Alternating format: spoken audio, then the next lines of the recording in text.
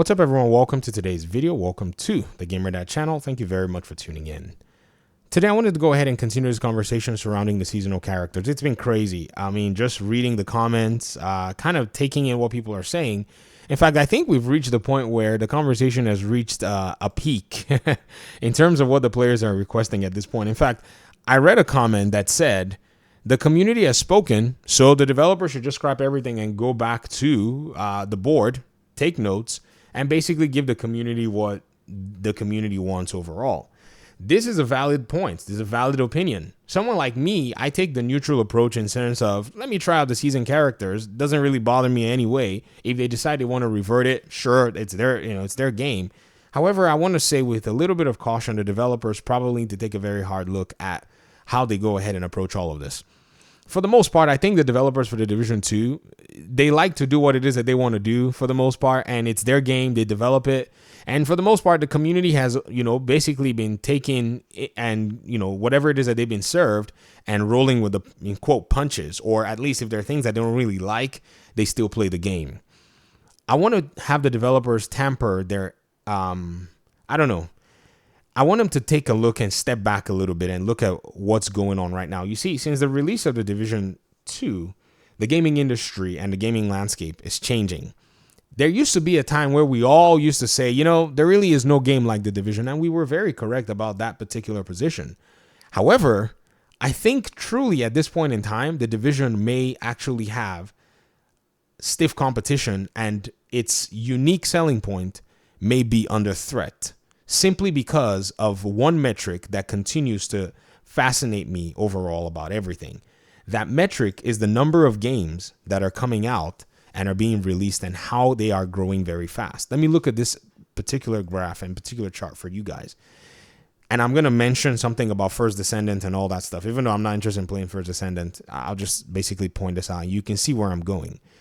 Steam's database basically has a chart of Steam games released by year. So the number of games released by year. In the year 2016, when the Division 1 came out, only 4,664 games were released. In 2019, 8,000 games were released. In 2024, more games have already been released than the number of games that came out in 2019 when the Division was first launched. The Division 2, was first launched. We used to say, ladies and gentlemen, remember, there is no game like Division out there. However, with the rise in the number of releases, more and more games start to take on a lot of the tropes that established titles were kind of providing and presenting.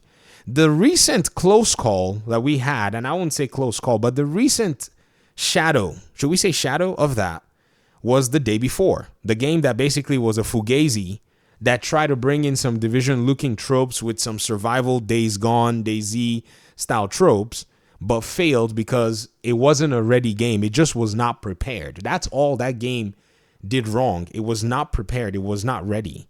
However, don't be asleep thinking that someone is not going to be trying to knock the Division away from its own unique position. And I think the developers have to take this into account. Their interaction with the community is not going to necessarily be something that is guided by pencil and paper player interaction that has been ongoing for the last few years since the release of the game and since the launch of the Warlords of New York DLC. I think there has to be something that, needs to be taken a look at. Diablo has a very dedicated fan base. The seasonal characters thing, I've heard that Diablo implements it. I've never played Diablo, won't play Diablo, don't care for Diablo. Want to play Division, that's all I want to play in terms of live service third-person shooters, right?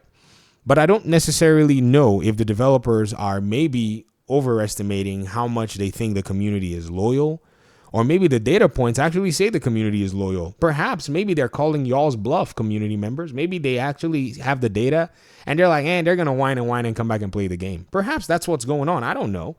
The community's behavior is probably going to be what, actually tells them exactly what they should be doing.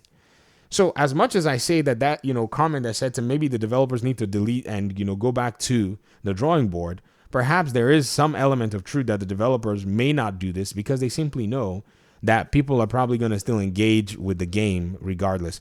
And I think another thing that needs to also be taken into account is The game is very diverse in its amount of content pieces. It does have a lot of stuff to do.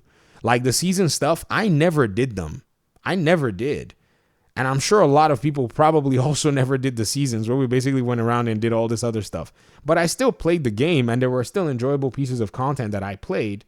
So possibly they're banking on this fact that they have a diverse content set that people will still play.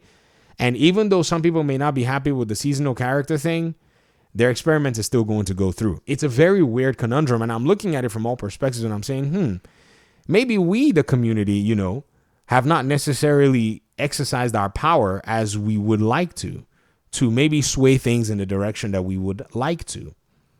Or maybe we just don't have a united front, and at the end of the day, it's just one of those things where we're back at the same place that we've always been, where the developers will implement something, everybody like, why? But then all of us will still come back and still play the game regardless of why. So maybe they have us. Maybe they have us by the, by the balls. It's a weird thing to try to analyze, but I think it's actually right here in front of us, and maybe nobody wants to say it. I'll say it.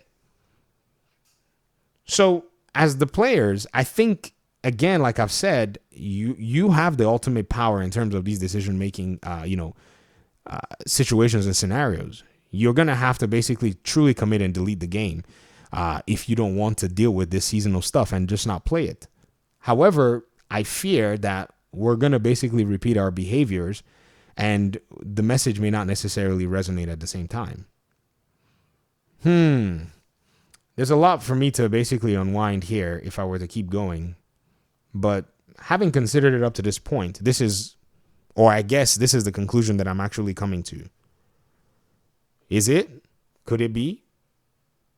Like the expertise system, I think one of the reasons they're actually basically doing away with it is simply because the player behavior showed that players don't want it. That players don't care for it for the most part. I think I have maybe one build or so that may be expertise level whatever, but I never pursued nor cared about the expertise system. I barely even got to shade level 1000. I was like, this is crazy. Because I didn't want to grind for that particular numerical data set. I wanted to do the content that I wanted to do. So player behavior is actually very interesting. I wish we could see the data. I'm sure we probably never will. But it's something that I'm guessing is an influence as to why the developers maybe feel confident to still go ahead with a decision like this. And even if majority of the community may be voicing their opinions, these opinions may not necessarily sway anything to the way of the players. Think about this. Let me hear your thoughts in the comment section. Thanks for watching. Peace out.